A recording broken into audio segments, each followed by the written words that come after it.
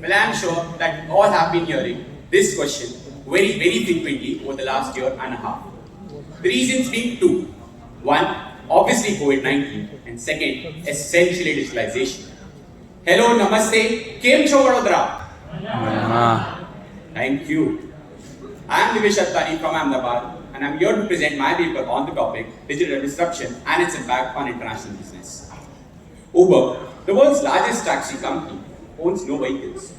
Facebook, the world's most popular media owner, creates no content.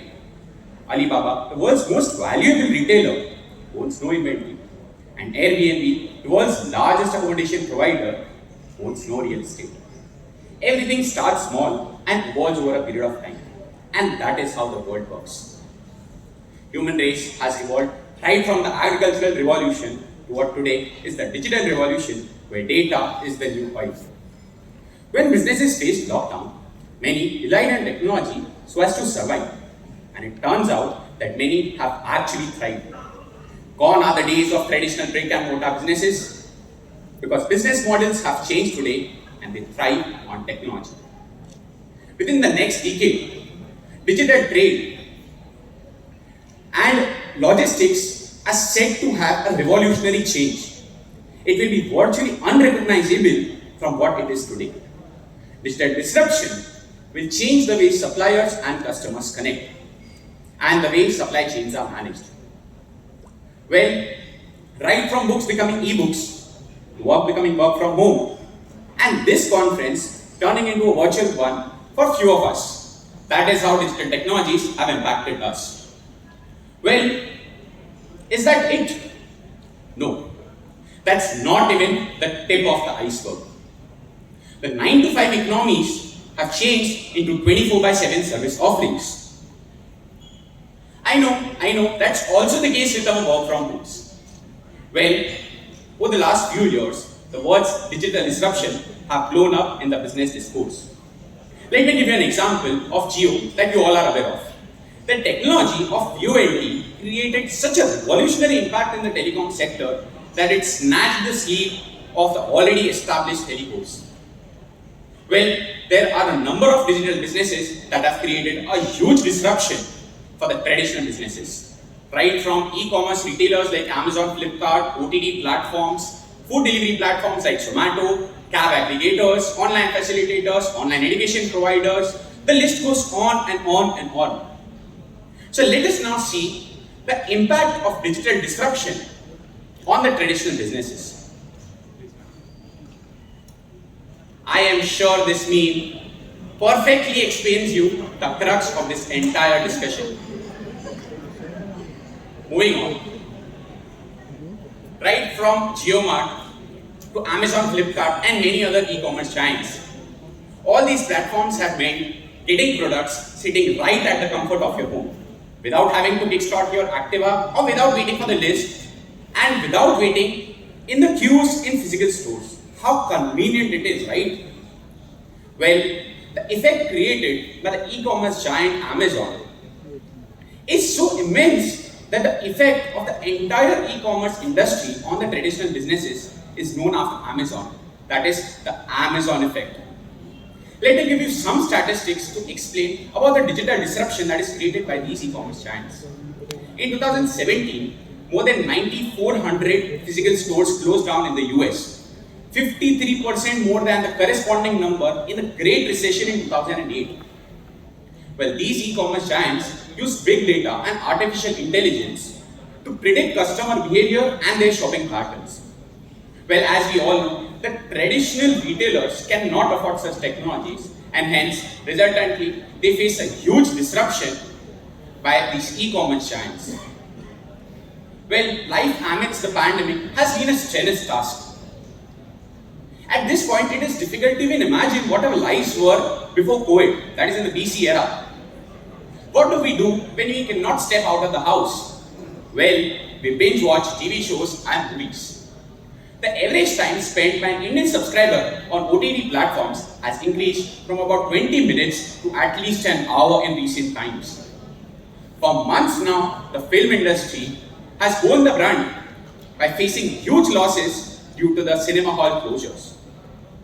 With a changing economy and the extended lockdowns, OTT seems to have become the new normal in the world of entertainment.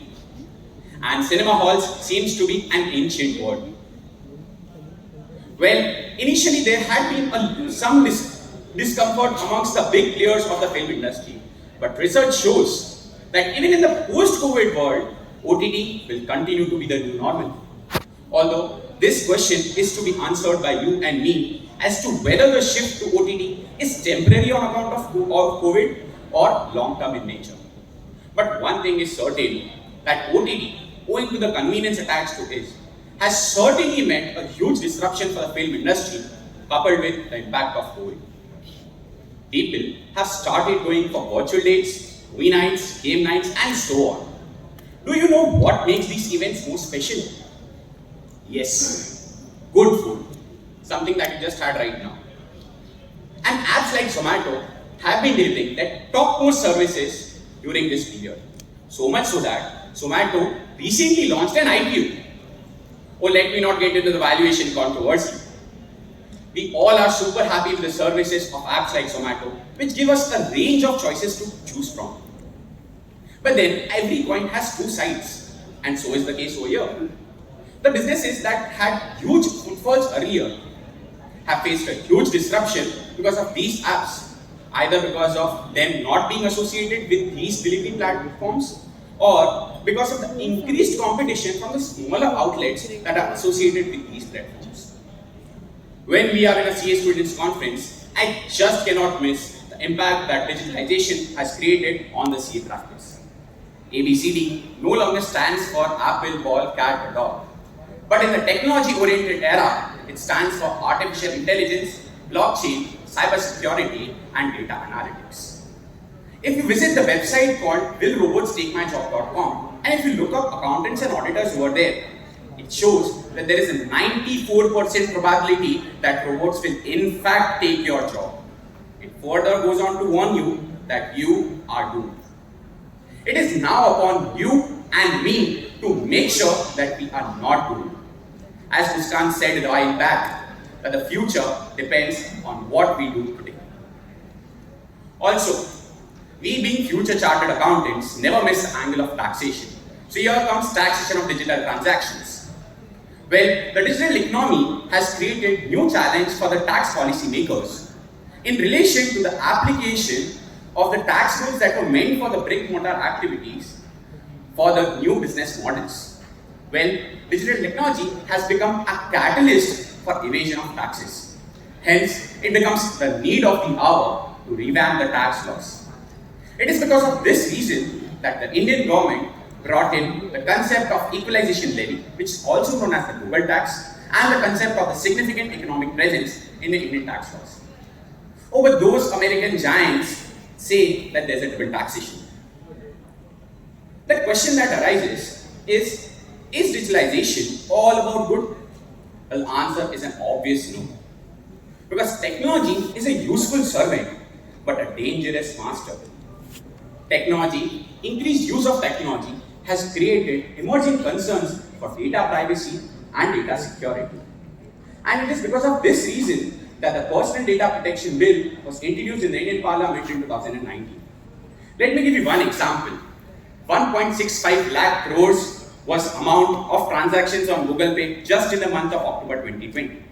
Now assume a deduction of just 0.01% of this amount, which leads to an intrusion of about 165 crore rupees per month, which comes to a whooping 5.5 crores per day. So the question that comes is staying away from digitalization the solution? The answer again is an obvious no. Because technology is the present and the future of the world. Then, well, the answer lies in the word control.